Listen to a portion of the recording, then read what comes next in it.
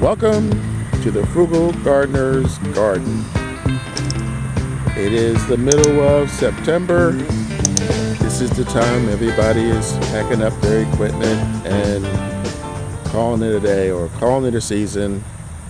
But for me, it's transition time. I am in the process of preparing my garden for fall and winter.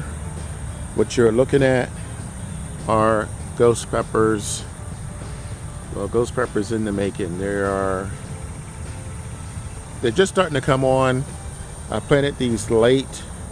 So what I decided to do is give you guys a tour.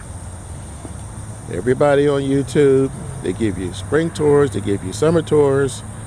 They don't give you fall tours because a lot of people don't garden in the winter. Well, unless you live in a warm climate. I am in 6B and I garden year round. I do something called my Endless Summer series. So, as you can see from what I pointed out earlier, the peppers, the ghost peppers are starting to come on. I'm probably going to end up having to use a frost cloth, but that's the first stop on my tour. This, for those of you who are familiar with my garden, this is my raised crate garden. Looks like it's in a shambles right now. Like I said, because we're in transition. But I wanted to show you this. I'm real happy with the way this came out. Earlier in the year, I planted potatoes. And I harvested the potatoes early enough to plant these. The squash, I'm getting more and more and more. This is from just 3 seeds. And they're everywhere. So, I've been harvesting these. And I just wanted to show you. Here's what I have. This is from the past couple of days. Here's another pretty big one here. There's a couple of nice ones. Ooh, a couple of nice ones in here. And I'll probably harvest some more of those today. But we're expecting rain soon, so this may be a 2-parter video. Here's several more down here, so I'm real happy with that. So far we have the ghost peppers and we have the squash. So this is kind of a hodgepodge of what's still going on now. Later on, I'm going to show you my starters. I'm going to show you what my plans are for the winter. You can kind of see I'm getting things ready here. These are grapes. I had grapes earlier in the season that I harvested. This is one of several strawberry plants. This was planted back on June the 1st. And 1, 2, 3 sweet potato containers. There's a story behind this. I originally ordered slips from Burpees. I used to grow my own, but because I had so much going on this year, I ordered from them. There was some sort of script at the post office, and they sat in Kentucky. According to the tracking, they sat for almost 3 weeks. So you can figure what happened there. So they got fried. And at that point, I decided to go back to doing my own, which I did, but I am super late and these are sensitive to the cold. So I'm going to have to cover these before harvest time.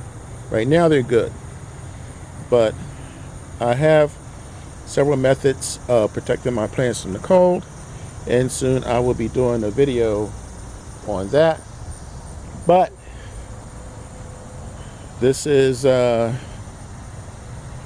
one of the watermelons I grew over the summer. The last one I harvested was 16 pounds. I have another one growing here. This one doesn't look so hot.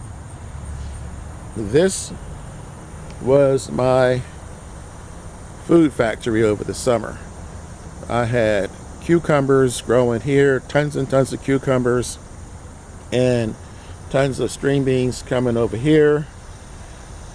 This is my oldest Meyer lemon plant, well, tree, and you probably may have a difficult time figuring out what's going on here, but these are carrots that I planted back in the late spring, so I should be harvesting these pretty soon. And there's a story behind this watermelon. In the beginning, when I first started planting watermelons, when this was first built, I didn't have a greenhouse structure. I just had this raised garden, and I planted all kinds of melons. And back then, we had an unwanted visitor named Wilbur.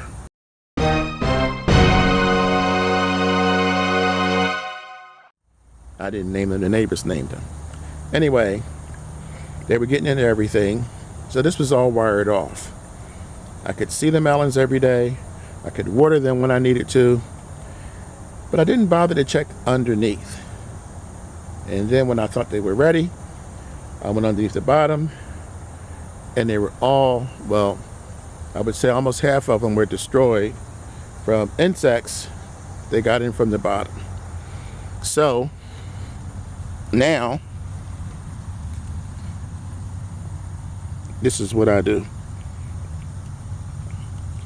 I put these mesh cloths that I actually brought, the little bags, and I brought them because the birds were eating my blueberries, they were eating my strawberries, they were eating my grapes, and this is a good way to keep them.